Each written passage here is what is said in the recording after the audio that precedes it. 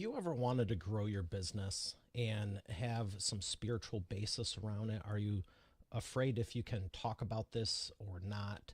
And think about strategies, how you can achieve this, and just get your message out there. I have none other than Kurt Luidhardt on today's episode, and I'm super excited because we're going to be talking about a couple of great things that I think are very paramount in everyone's business: finances and spirituality. And I'm super excited because he's covering both of it, and we're going to get real fun and bring politics into the mix too. So I can't wait to share him with you right after we thank our sponsor. Every business needs a book, including yours. Visit freebusinessbookpublishingcourse.com today to learn the 7 steps to publish and promote your nonfiction lead and profit-generating business book in 8 weeks. Once again, that's freebusinessbookpublishingcourse.com. Here he is, ladies and gentlemen, Kurt Luidhardt. Kurt, how are you feeling today? I'm feeling great, Mario. Thank you for inviting me on. Yeah, well, when I saw what you were about, I was like, done deal, like I told you. Without a doubt, not backing down from that one bit. But I know we did cover everything you're not supposed to talk about. So what should we get started with first? The finances, the spirituality, or the politics side of it? Well, well, we're talking about how all those things can work together for your good. And so As they we can should. dive into anything. Well, I want to talk about the Liberty Spenders Market. This is how long has this term been around? Because it's new to me, but I totally get it, Yes. and I think it's fantastic. 76 million? No, billion. Million, Million. million. So it's relatively new because I believe my wife and I are the only people or the first people to start talking about it. Okay. And it's this basic concept. There are 76.5 million consumers in this country who are either Christian or conservative or both. And they are statistically more likely to buy a product or service if they know the business they're dealing with matches their values. If that brand is associating with Christian or conservative values in some way. And it's a really untapped market. These people spend $5 trillion a year on everything from cats to cars to carpet to coaching, and most people don't know how to tap into them, and that's what we're trying to help people understand. I love the range there in the what is it? Alliteration, cats to cars. Yeah, So, what do you think the biggest category is? Is there a biggest category, or is it saying these people exist, they're buying the same things that everyone is, but hmm they're being overlooked just because of these factors? absolutely. They're just like they're your neighbors. They buy everything you buy. It's just that their motivation to choose one particular business to work with over another has a lot to do with values. And that's frankly not just true of this audience of conservatives and Christians. 62% of all U.S. based consumers tell us that in the last year they've stopped buying from a brand or started buying from a brand over a values alignment or misalignment. So that tribalism that we're seeing in politics right now is moving over into consumer behavior. And consumers want to know, not only are you providing me good features, good benefits, but I also want to know that the way you're using my money aligns with my values and that you're doing good with it. And you're not taking my money and doing something I object to with it. I love this. I really do, because I've been hearing people, I'd say over the last 5 or 10 years, I've noticed it more and more. Now, please give me the insight, because either I just got older and more mature and started paying attention to things, or the market really did change, because 20, 25 years ago, I think Tom Shoes is the only one I can say, oh, this was like one of the first companies that they go, you buy from us, we'll give one away. Now, I don't know if it was a Christian Yeah. conservative or liberal atheist or whatever the case was, but I would have to think they were doing some good. So Yeah. Well, maybe an th- independent. this is new in the sense that in the last decade or so, a few things have happened that has really made this emerge as a key strategy for every business, in our opinion. Partially what's happening is that businesses started, instead of staying out of ideological issues started jumping in, and particularly large corporations, as the old Milton Friedman type attitude, which is our only responsibility is to our shareholders, switched over to now we have other sort of stakeholders and other people that we want to satisfy. So you have companies like BlackRock inventing ESG policies, even though arguably it didn't serve their customers well, or companies like Bud Light, angering so many of their consumers, taking an activist position on transgender issues, and so that started to create, I think, this market, and it's trending again, not just with conservatives and Christians, but everyone. I mean, today, right now, in the headlines are people who are selling their Tesla vehicles because they object to Elon Musk's political views. And so this is something happening. So for every business, I tell them, you might think to yourself, I don't want to talk about religion and politics. Just know your consumers are already asking. And so it's a trend you got to pay attention to. And the finances of it too. Yeah, I mean, I would say from a financial standpoint for your business, it's an amazing way to think about lead generation. It's to think about how can I tap into a group of consumers in a way that nobody else is doing.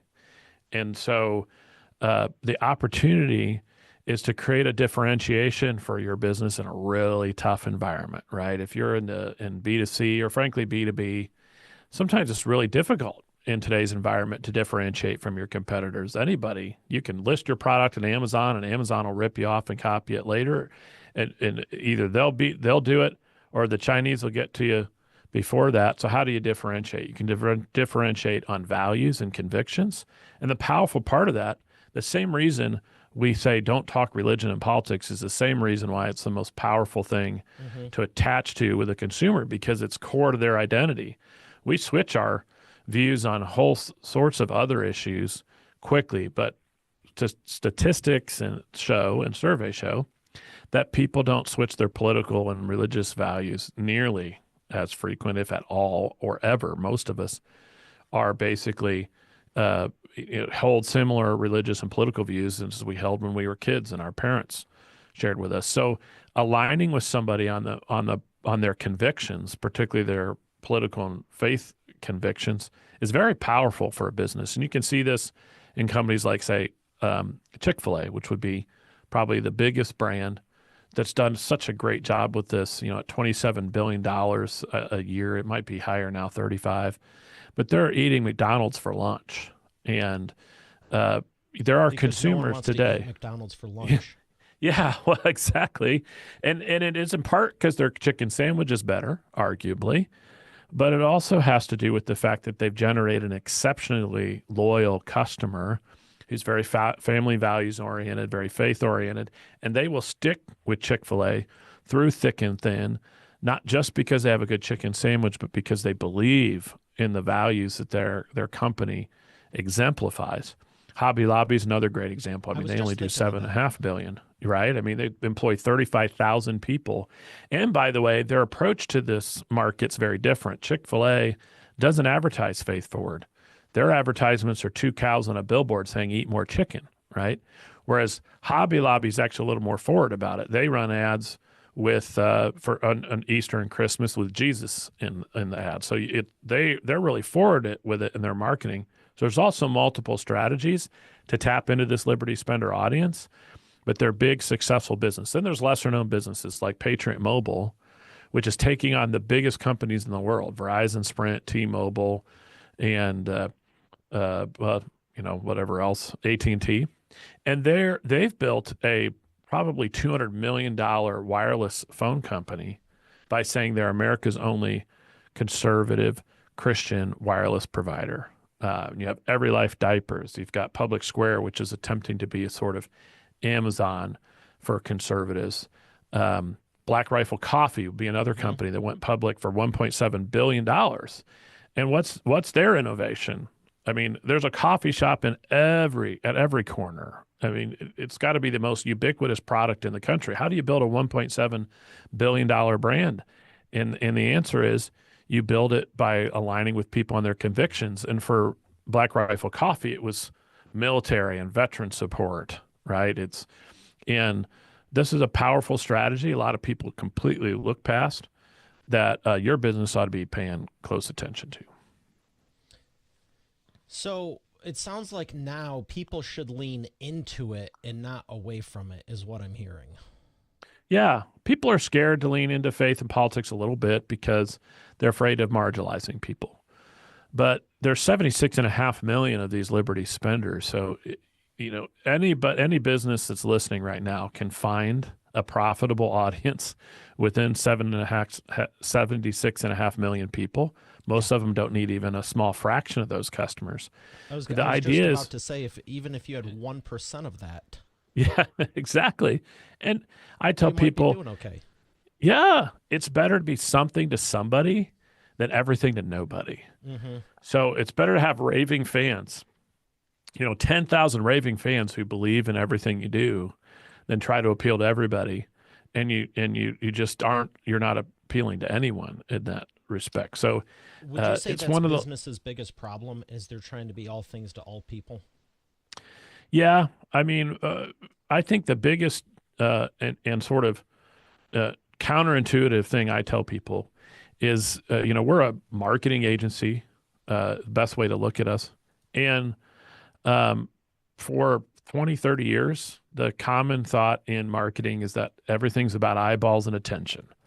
We got to get attention on our thing. We got to come up with a provocative ad or something interesting, funny.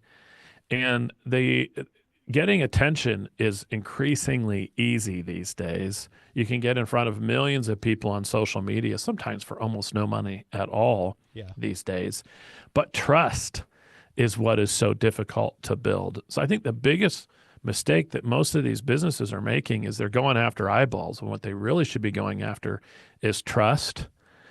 People don't believe anything they see these days. You can get a lot of eyeballs in front of your thing, but right now, and particularly in the U.S., we're doubters. We don't believe the news. We don't believe our political candidates. We don't believe our institutions. And they certainly don't believe your business when they know you have something to promote. And so building trust is a much more important commodity.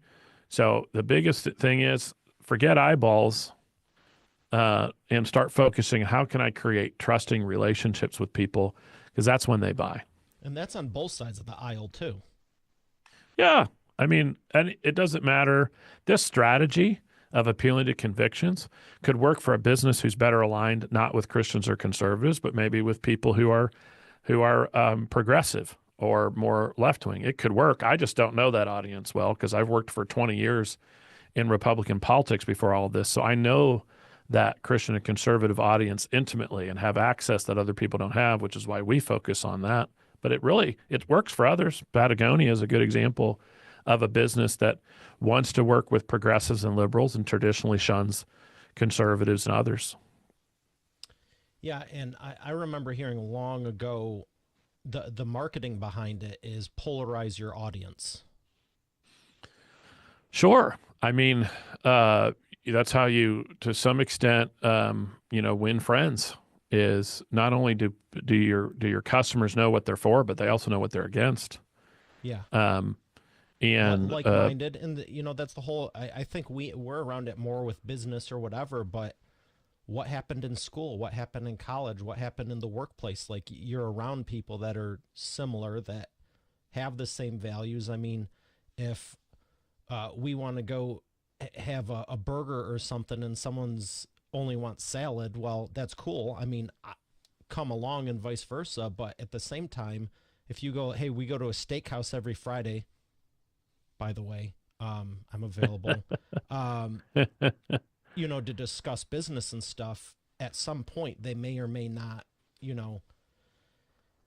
I think it's great people can have all the groups and everything. And I love that you're promoting to lean into it, because I used to think the same thing. Like I said, Tom's Shoes, I don't know if they have any faith-based affiliation, spiritual or whatever, but I go, right. Good for them for giving back. And why do you think that's changed over the last 20 years? I am seeing more and more businesses put the charitable piece out front, regardless of if there's any real I know some of them are doing it just to look good because they're trying, it's not because they Right. have a conviction. They're just going, all right, we don't want to come off as horrible, but Right. that's still a lot different than, we're doing this as a PR piece versus no, this is who we are through and through. Yeah, and I think I'm talking about a little bit more than just using, giving to a charity through your business. That's something that makes good sense for everyone. I think most business owners get into it because they're passionate about their business, but they also want to change the world. So, you know, being involved in your favorite charitable cause is good. Um, but I also think about, well, how can we align with a audience of consumers, in my case, Christians or conservatives, because of those activities? So it might be a Christian or conservative charity, but it also could be embedded in how you treat your employees. You know, if we go back to Hobby Lobby and Mm. Chick-fil-A, both are famous for closing on Sundays, which sends a very clear signal to a Christian consumer about where your values are, that you're willing to to set aside 1/7 of your potential business to honor the Lord, right? So And there's a lot of different it's ways. not because it's a campaign or because they're just trying to look good. It's because of who they are. Yeah, yeah, it's who they are, and that really gets at the core. Even with the Tom shoes examples, I think that's great. We're helping people overseas by giving away free shoes. But I think when you want to think about what we call conviction driven marketing, which is embedding your convictions in your marketing, you also want to pick things that send a clear message to your people about kind of where you stand in the spectrum of political and faith belief, because that's what's going to create that attraction. It's not just a generic desire to make the world a better place, but it's an acknowledgement that you're aligning with a tribe. Very much so. I got a two-parter for you because I want to make sure everyone gets covered here. What can consumers do to make sure they're aligning with the Liberty spenders more if that's who they are? Yeah, there are a number of available resources. Probably the biggest one right now is a company called Public Square. And it's just publicsquare.com. I'm not affiliated with them, but they have 85,000 registered businesses where the owners have signed on to a belief, a set of beliefs, like that they're going to make every effort to make as much of their product as possible in the USA, that they aren't engaged in any kind of racist or other DEI or woke policies with your money. They're not donating to political candidates or causes you don't agree with. So Public Square is a great place to go to try to find products. There's a couple of others. There's another organization called Mammoth Nation, which is trying to do the same thing. There's also a great company, madeintheusa.com, where you can go if you're looking for, particularly if you're a manufacturer looking to find components and other things made in the USA. So there's a number of great aggregators that can point you towards products that match your values. Now, can we put our books on there? I don't see why not. I've not I tried to like put that. my book on Public Square. I probably should. I have my agency listed there as one of their businesses. But yeah, we should both list our books there. Yeah, I did not hear of a lot of those companies. The Mammoth one, I didn't. Public Square, I didn't. So thank you for sharing them. But I know you have Yeah. your new book, and it would be Yeah. a good place. Yeah. Look at there. There it is. Looks good. Um, uh, and yeah, we try to write a book so any business could read it and figure out how to do what we're recommending. How to lead with convictions in your marketing. We have a 5P process in there that every business could go through to figure out how they could thrive in this market.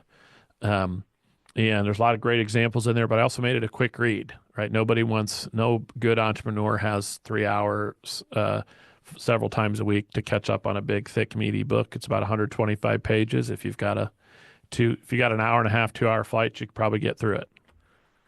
Smart, smart. I remember doing my first one, and it was one of my shorter ones as well. And it was a lot of the feedback. Oh, I read this, and then, like you said, in a flight or two parts in an afternoon or something like that. Yeah, it's been great. I've always wanted to write a book. It's something that I've had on my sort of to-do list, a bucket list of some sort. and I was very intimidated by the idea. I just had this mental picture of sitting in front of a computer with a, little blinking cursor and not knowing what to put in. But I was able to get some good advice and help, and it's been a really valuable tool for our business because, consumers are always kind of wondering, or potential customers of ours or clients are always wondering what they're getting into. And they can sit and read this and they know exactly what we do. And I have people come to meetings saying, "Hey, I read this thing on page, you know, 95, and that's what made me want to call you because that's exactly what I need to be doing right now." So um, I love it. We're giving away a free copy, by the way. Anybody who goes to libertyspenders.com/expert, they can get a free copy courtesy of Mario. Like that. So now that you're done Yeah. with it, would you recommend publishing a book for any other business? Yeah. I am. I should have done it years earlier. And it was just in my head that it was going to be an impossible task. It's going to take me years and I don't have enough focus or I don't know what I'm going to say.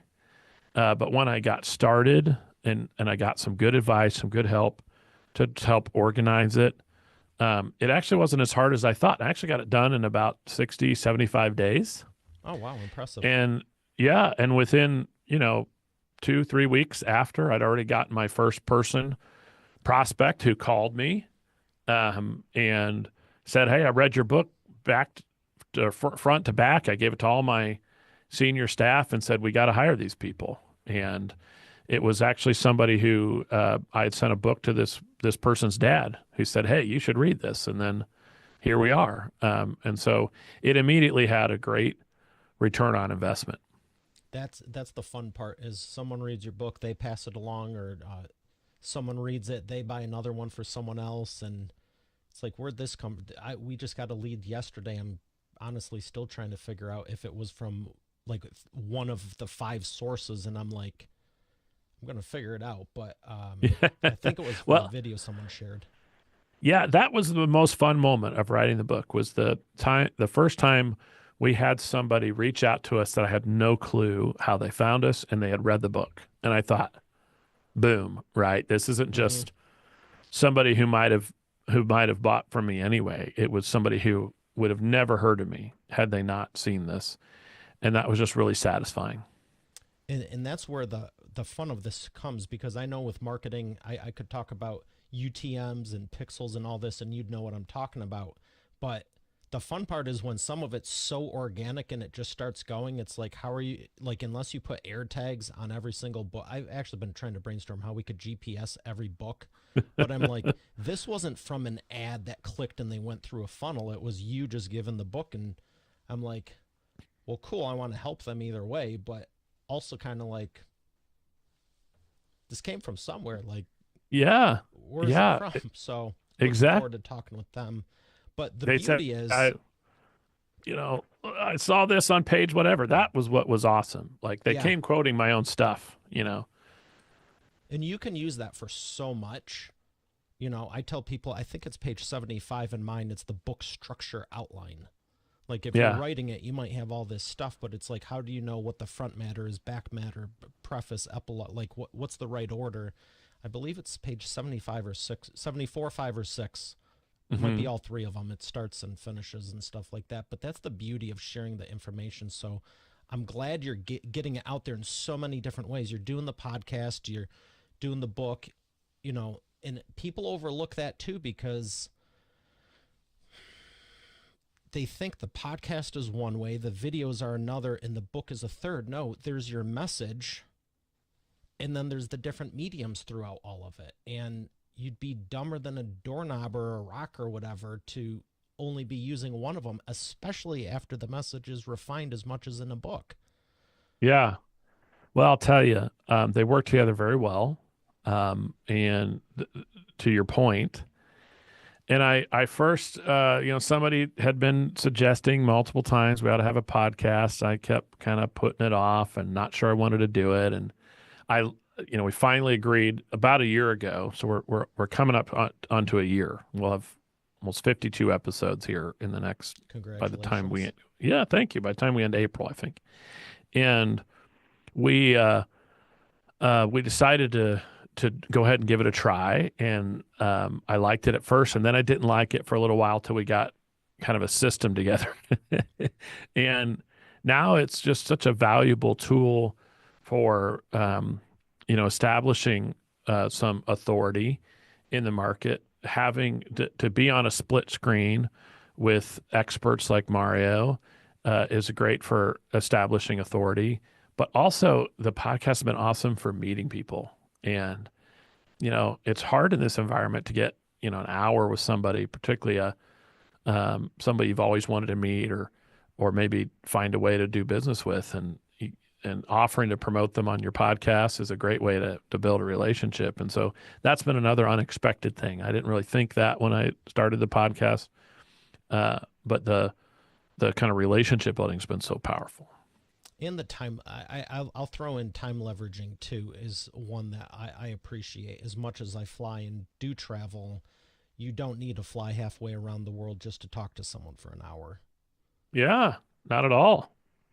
I mean, you might be able to get 3, 4, 5, 6 done in a day. Who knows?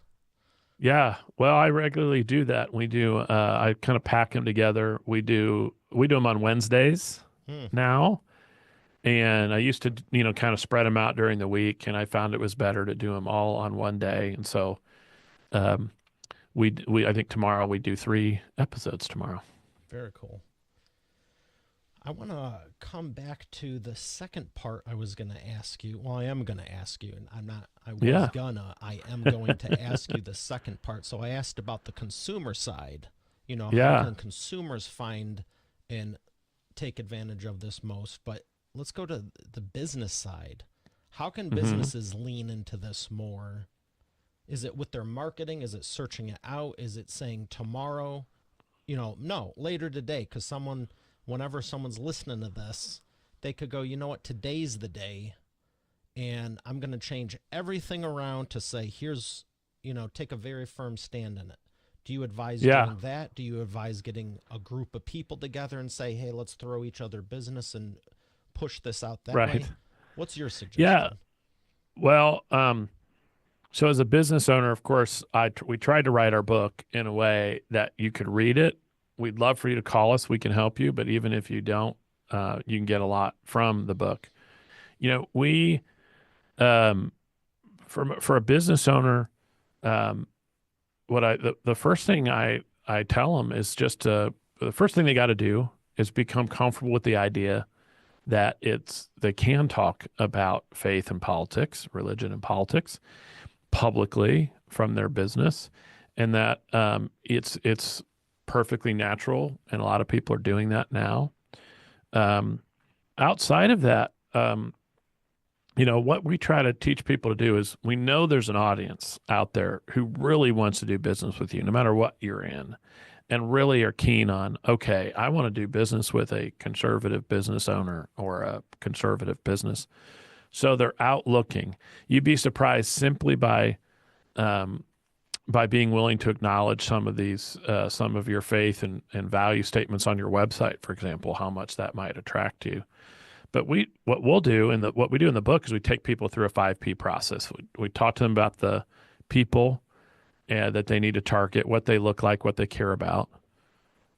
We then talk to them about their positioning, because there's a lot of different ways to approach this market. We gave this example of Chick-fil-A and Hobby Lobby before. I would call Hobby Lobby an ideological approach. You can't walk into a Hobby Lobby without knowing they're a Christian company. I mean, it's just straight up. There's a bunch of Christian books right at the counter. It's in their marketing.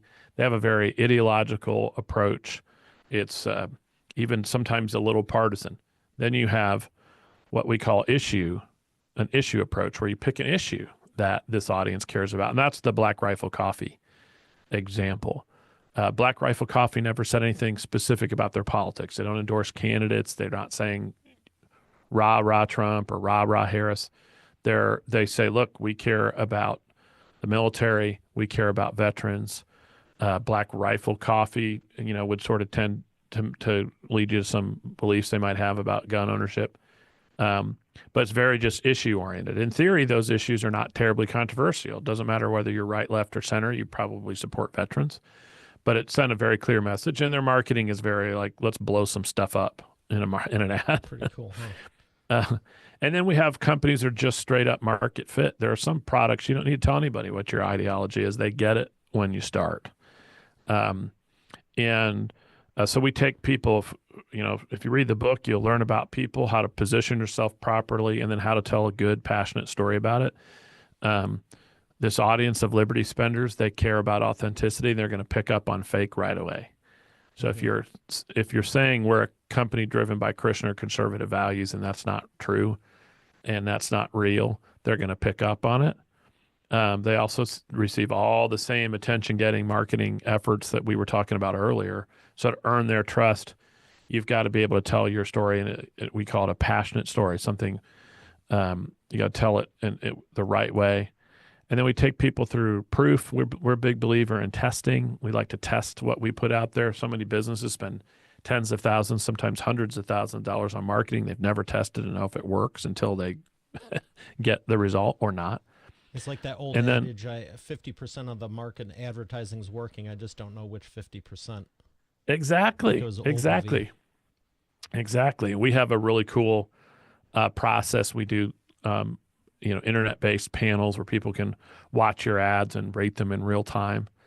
And then finally, we talk about product rollout. What's wonderful about this market is that there's all sorts of Christian media. There's all sorts of conservative media. There's conservative influencers and Christian influencers. There's email lists. There's Facebook groups. There's all sorts of conventions and other gatherings that make this market such a great one to talk to.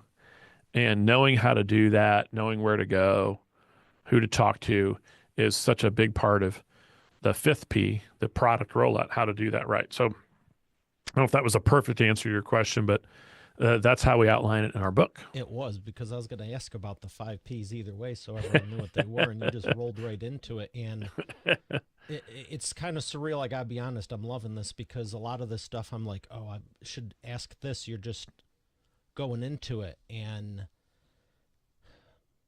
there's so many people that I've had people come to me going, like, they'll pull me aside and go, because I'm pretty vocal about, it's in my book too. And they're like, do you find it's helped you in business talking about, like, just pick something. And I look at them kind of like, I'm not talking about it as like a tactic to drive business. I'm telling you what it is as the author, as the speaker, as here's who I am. If you like it, great. If you don't, Merry Christmas. Yeah. I don't really care. It's in there. There's so many other strategies. If this was strictly a campaign, or, we have to do this, like, if you want to do something to see if it works better, do a split test on ads versus a direct mail piece. Like that. And I go, I'm not doing it for that reason, but yeah, I'm getting more. So the other thing is the quality of the people. Do you really want 10,000? Okay, you got 10,000 eyeballs there. You got all these leads. You got all these customers, and you hate 92% of them? That sounds like a friggin' headache. Yeah. I'd rather take the top 4% and go, we're going to do great stuff with you. Thanks for being awesome. And then surprise them with some extra stuff we don't tell them about. Yeah. Well, I'll tell you, one of the most interesting things I found as we wrote the book, we interviewed a number of companies that market this way with convictions. Some people may call they're part of the patriot or parallel economy. And almost without a doubt, the retention rates were significantly higher for these businesses than their competitors in the same space. And so to sort of what you're talking about is, it may not be about, this is the latest, marketing shtick. It's that relationship of trust that you're building with your customer through them understanding who you are as a person and as a business. They align with you, and these customers tend to be more loyal. They tend to give out more referrals because they believe not just that, hey, this guy gave me a great, widget, but he also, he and I also aligned in these other areas, and I know he's doing good in the world. So I'm going to be an advocate for him. And it's about this sort of, we're aligning with our tribe of people, and that's going to be very powerful for retention, not just for sales. Yeah, so much so because Yeah. I think a lot of people have lost their way or they're no, I'm going to change that. I am. I think almost everyone knows exactly where they stand. I would say, and unfortunately myself included, a lot of people are afraid to say it. Not Yeah. currently, like I'm thinking a few years back or whatever. I never really lost my way. It was more there's times I've been more vocal and less vocal, and it has to do with everything we're talking about.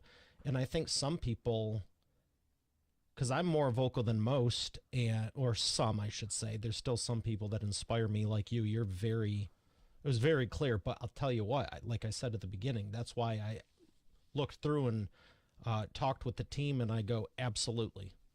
It Yeah. was zero hesitation. There was a few things that triggered, like, I need him on. I want to give Yeah. you a Well, bigger platform too. It was like a no-brainer. That's what we look for. yeah.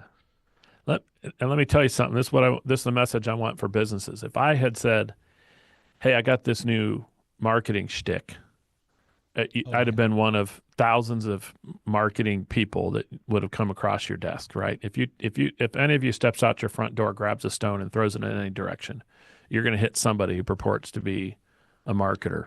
Yeah. If we And get one more marketing person. yeah, well, and the thing is, there's it's so hard to differentiate, and why not differentiate on values?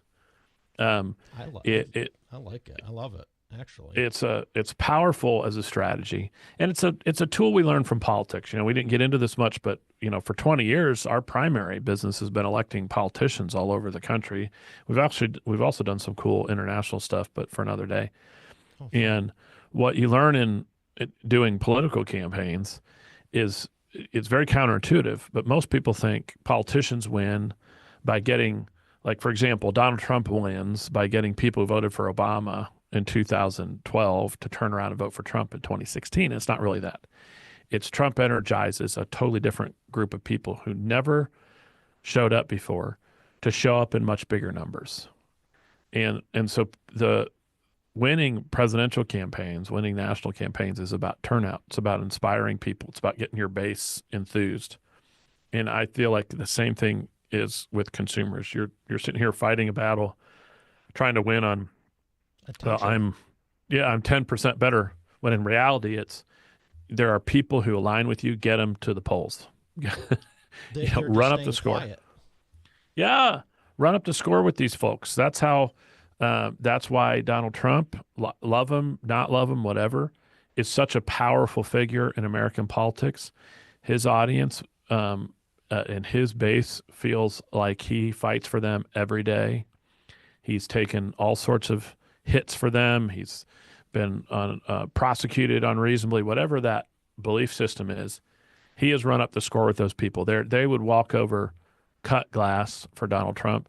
He that's what he's so good at as a politician. And there's a lesson for your business to learn there is he has got 30, 38, 40% of the country that are his raving fans, and they will never leave him for any reason.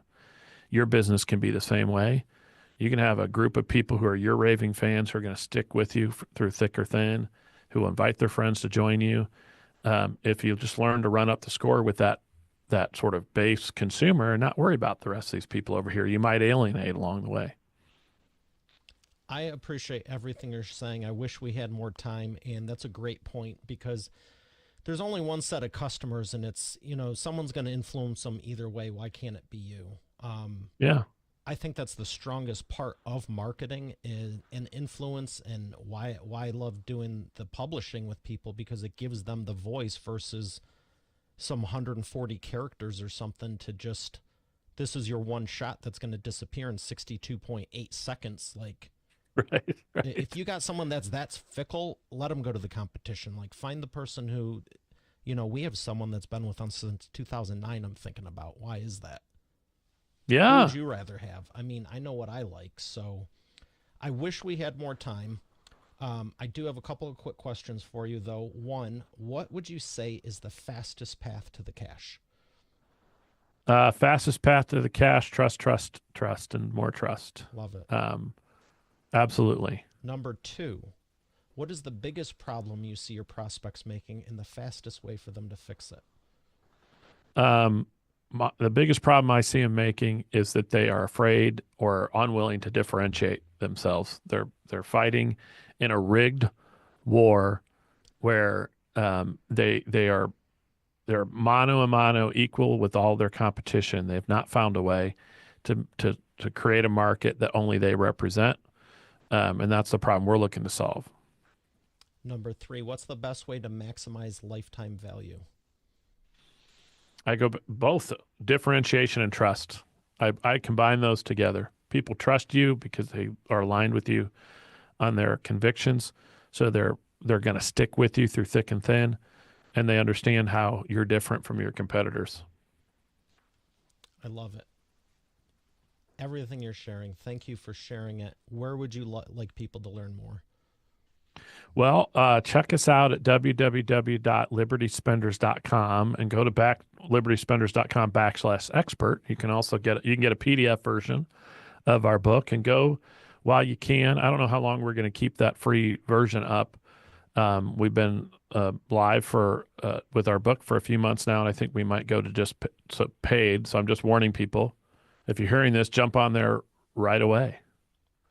Well, thank you for making that available, and thank you for everything you've shared. You're welcome. It's been wonderful to be on with you, Mario. The pleasure's been mine. I really wish we had more time. There's so much more I could ask, but thank you for your time, Kurt. Thank you. All right, Expert Authority World, we have another great episode here today. I'll see you on the next one. Have a great day. And how applicable. I've only said it 500 plus times, but God bless.